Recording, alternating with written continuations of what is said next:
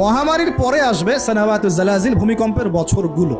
মানে বছর ধরে, বছরের পর বছর ধরে পৃথিবীতে বিভিন্ন জায়গায় ভূমিকম্প হতে থাকবে। কে বলেছেন? নবী সাল্লাল্লাহু আলাইহি ওয়াসাল্লামের কথা কি সত্য না মিথ্যা? আস্তাগফিরুল্লাহ, সত্য না মিথ্যা? সত্য। তার মানে একটা হাদিস পেলাম, নবীজি বলেছেন কিয়ামতের আগে আগে কি হবে? ভূমিকম্পের বছরগুলো আসবে। ভূমিকম্প আসবে না, ভূমিকম্পের বছরগুলো আসবে। একটা হাদিস মাথায় নেন। 2 নাম্বার, নবীজি বলছেন কিয়ামতের 10টা আলামত আছে। কয়টা? 10টা। তার মধ্যে 1 নাম্বার আলামত হচ্ছে দাজ্জাল। কি নাম? দাজ্জাল। আচ্ছা, ওইদিকে আলোচনা নিচ্ছি না আজকে। 2 নাম্বার হচ্ছে ইয়াজুজ আর মাজুজ, এটাও অন্য লেকচারে শুনে নিন। 3 নাম্বার ঈসা আলাইহিস সালামের আগমন। 4 নাম্বার দাব্বাতুল আরদ, জমিন থেকে প্রাণী বের হবে। 5 নাম্বার ইয়েমেন থেকে আগুন বের হবে। ইয়েমেন থেকে আগুন বের হবে। 6 নাম্বার দুখান, ধোঁয়া, ধোঁয়া দিয়ে পৃথিবী ছেয়ে যাবে। 7 নাম্বার, 8 নাম্বার, 9 নাম্বার, এগুলো হচ্ছে 3টা বড় বড় ভূমিকম্প, ভূমিধস, যেটা হবে একটা পৃথিবীর পূর্বে, একটা পশ্চিমে, একটা মাঝখানে। পৃথিবীর পূর্বে মানে এই পুরো আমাদের সাবকন্টিনেন্ট সহ পুরো পূর্ব দিক, একদম ইন্দোনেশিয়া, মালয়েশিয়া, সব জায়গা পূর্ব দিক। পশ্চিম মানে পুরো পশ্চিমা সভ্যতা, আর মাঝখান মানে এই জাজিরাতুল আরবিয়া, মাঝখান।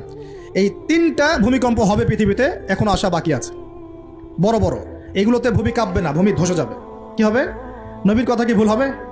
আর শেষটা হচ্ছে এই পূর্ব দিক থেকে, পশ্চিম দিক থেকে সূর্য উদিত হবে এবং মানুষের তওবার দরজা বন্ধ হয়ে যাবে। তওবা করে লাভ নাই।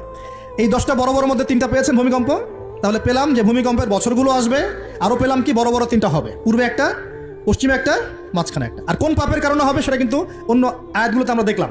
আচ্ছা, সামনে আসেন। আবার নবীজি বলছেন দাজ্জাল যখন মানুষের রূপে বের হবে তখন সে সব জায়গায় বিচরণ করতে পারবে, কিন্তু মক্কা মদিনায় ঢুকতে পারবে না। ঠিক আছে? তো সলফে সালাহিন তারা বলছেন যে দাজ্জাল সব জায়গায় ভ্রমণ করবে। এটা এও ব্যাখ্যা হতে পারে যে সে নিজে সব জায়গায় যাবে না, বরং তার অনুসারীরা বিভিন্ন জায়গায় আধিপত্য বিস্তার করবে। ব্যাখ্যা যৌক্তিক তো? যৌক্তিক ব্যাখ্যা। এরপরে যখন সে মদিনায় ঢুকতে পারবে না, দেখবে যে এখানে ফেরেশতারা একদম খোলা তরবারি হাতে দাঁড়ায় আছে, ঢুকতে পারবে না। তখন সে মদিনার কাছাকাছি একটা জায়গায় বসতি গাড়বে, গেড়ে তার অনুসারীদেরকে আহ্বান করবে। কিভাবে? সে, আল্লাহ পাক তো তাকে কিছু ক্ষমতা দিবেন পরীক্ষা করার জন্য। সে 3 বার ভূমিতে আঘাত করবে, এতে করে ভূমি কেঁপে উঠবে, এবং এই ভূমিকম্পে মদিনা থেকে যত মোনাফেক টাইপের যত মানুষ আছে সব দৌড় দিয়ে দাজ্জালের দলে যোগ দিবে। তার মানে ওই সময় ভূমিকম্প আসবে। আর কি? এবার নবী সাল্লাল্লাহু আলাইহি ওয়াসাল্লাম বুখারীর এক হাদিসে বলছেন, আবু হুরায়রা রাদিয়াল্লাহু আনহু থেকে বলছেন, তিনি বলছেন যে লা তাকুমুস সাআ, কিয়ামত ততদিন পর্যন্ত হবে না। এই হাদিস দুটো একটু মনোযোগ দিয়ে শুনেন। কিয়ামত ততদিন পর্যন্ত হবে না যতদিন পর্যন্ত না ইউকবাদুল ইলম, জ্ঞানটাকে উঠিয়ে নেওয়া হয়। জ্ঞান কি হয়? উঠিয়ে নেওয়া হয়।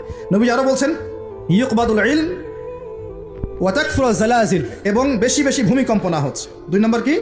বেশি বেশি ভূমিকম্প না হচ্ছে। ওয়া ইয়াতাকারাবুজ জামান, এবং সময় কাছাকাছি চলে না আসছে। এই জায়গায় আমি একটু স্টাডি করতে গিয়ে একটা অদ্ভুত জিনিস দেখলাম, যে একটা রিসার্চ বলছে, সায়েন্সের রিসার্চ বলছে যে প্রতিটা ভূমিকম্পে পৃথিবীর গতির মধ্যে একটা পরিবর্তন হয়।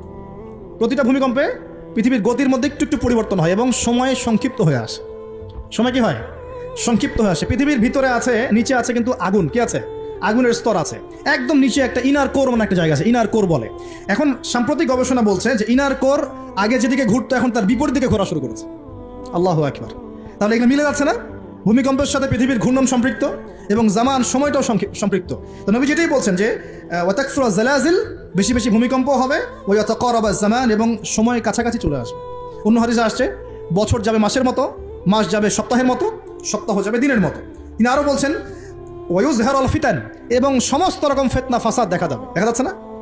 এবং ওয়াল হারাজ, এবং বেশি বেশি হত্যাকাণ্ড হবে।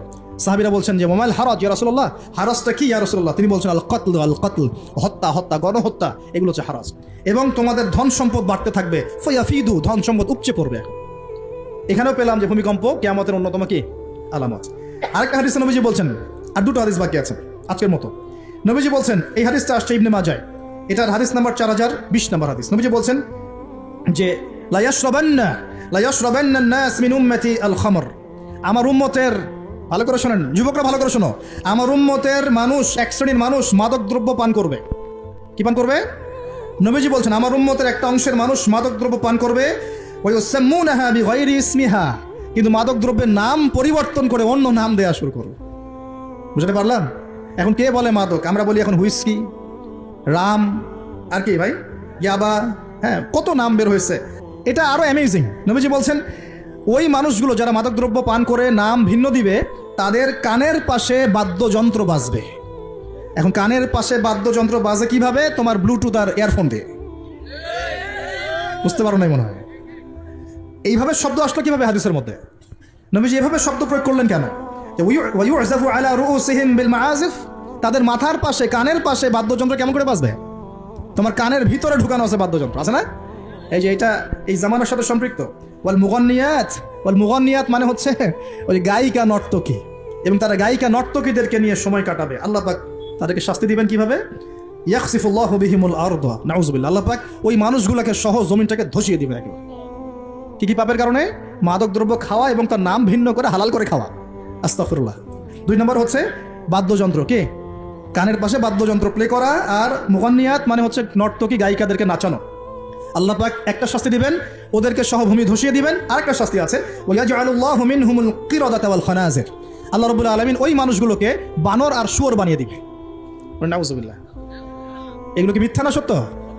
সাদাকাল্লাহুল আযীম ওয়া সাদাকা রাসূলুহুল কারীম। আল্লাহ পাক সত্য বলেছেন, তার রাসূল সত্য বলেছেন।